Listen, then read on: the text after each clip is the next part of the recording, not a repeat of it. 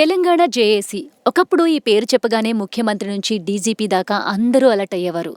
ఉద్యమ సమయంలో జేఏసీ కలకలం అంతా ఇంతా కాదు. ప్రత్యేక తెలంగాణ సాధనలో తెలంగాణ జాక్ పాత్ర ఎవ్వరూ కాదనలేనిది. సమైక్యాంధ్ర ఉన్నప్పుడు ఒక వెలుగు వెలిగింది కోదండరాం నేతృత్వంలోని ఐకాసా.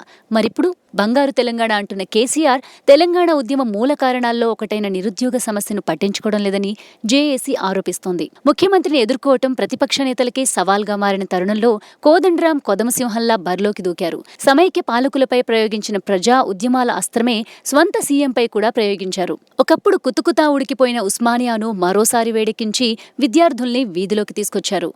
ఉద్యోగాలు కావాలంటూ ధర్నాలకు పిలుపునిచ్చారు. కానీ ఉద్యమ సమయంలో ఇదే కోదండరాంతో భుజం కలిపిన కేసీఆర్ ఇప్పుడు ఆయన్ని అసలు పట్టించుకుంటున్నారా? పరిస్థితి చూస్తుంటే తెలంగాణ సీఎం లైట్ తీసుకున్నట్టే కనిపిస్తోంది. బంగారు తెలంగాణ సాధన ఎంతవరకు వచ్చిందో మనకు తెలియదు కానీ కేసీఆర్ మాత్రం కోదండరాం అండ్ కో పిలుపునిచ్చిన నిరసనల్ని పట్టించుకోకుండా బంగారు కానుకలు తీసుకుని తిరుమల వెళ్లిపోయారు.